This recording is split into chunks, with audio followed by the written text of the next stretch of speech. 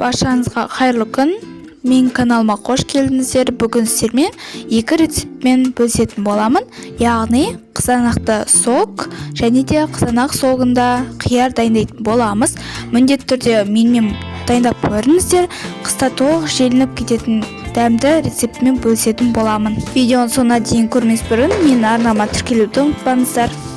Ең алдымен банка мен крышканы стерильдеп аламыз. Банканы 7-8 минуттай булаймыз, ал крышканы 3-4 минуттай суда қайнатасыздар. Енді қиярды жуып 2 сағатқа салқын суға салып қоямыз. Қызанақты да жуамыз.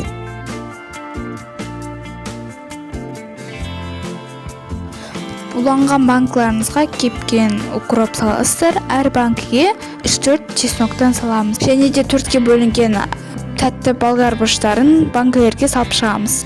Лавр жапырағын, қара түйіршік бұрыштарын саламыз.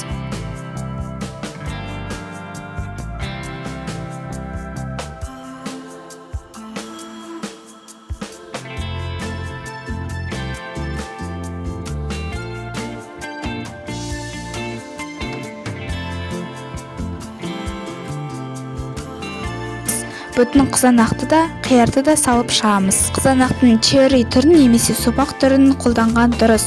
Банкеге әдемі көптеу салынады. Мен үйдегі бар қызанақты саламын. Қиярдың шағын жіңкесін қолданған дұрыс. Мен үйдегі қиярды қолдандым. Үлкендеу болғандарын турап салдым. Қатты үлкендерін салмаған дұрыс, дәмсіздеу болып шығады. Қиярды нығызап салсаңыз да болады. Қызанақтың қатты болған дұрыс, езілмеу керек. Тәтті болгар бұрышыңыз болса 4 бөлікке бөліп саласыздар. Банкымызды қызанаққа қиярға толтырамыз. Енді үстіне сықырлап қайнап тұрған суымызды толтырып құйып шығамыз.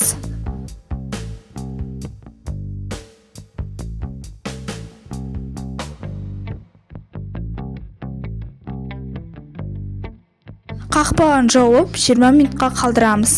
Ащы бұрышыңыз болса, әр банкіге бүтіндей 1 штуктан қосуға болады.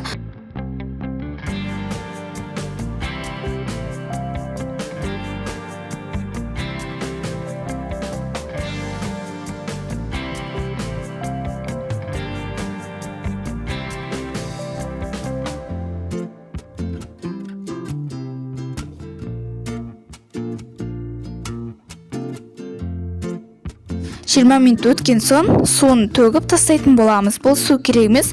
Дәл осы әдісті 2 рет қайталаймыз.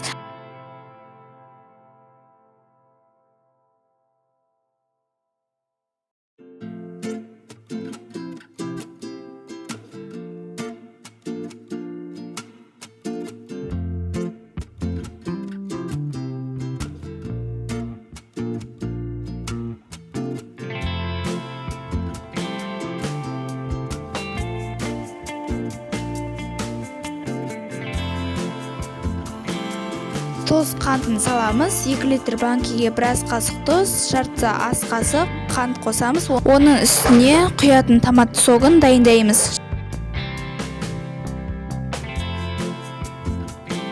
Жақсы жуып тазаланған қызанағымызды 4 бөлікке турап алып, ет тартқыштан немесе блендерден өткізіп аламыз. Одан кейін марліден немесе ситадан өткізіп, согын бөлек ажыратып аламыз. Бізге тек согы керек. Ішінде қалған қою пюресін пайдаланбаймыз. Оны тамаққа томат қылып пайдалансаңыз болады. Оның бәрі өздеріңіздің қалауларыңыз. Жақсылап барлығын согын жақсылап шығарып алғаннан кейін согын газдың отына қойып, қатты сықырлатып қайнатамыз.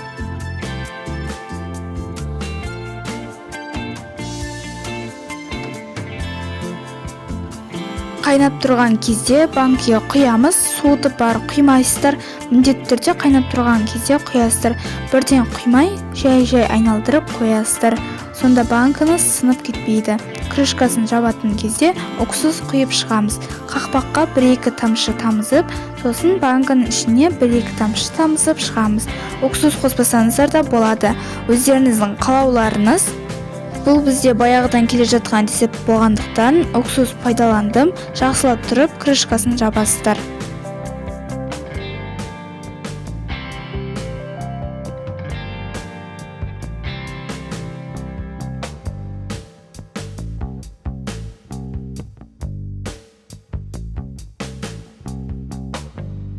банкідағы тұз еру үшін банкіні айналдырамыз. Сосын төңкеріп қойыңыздар.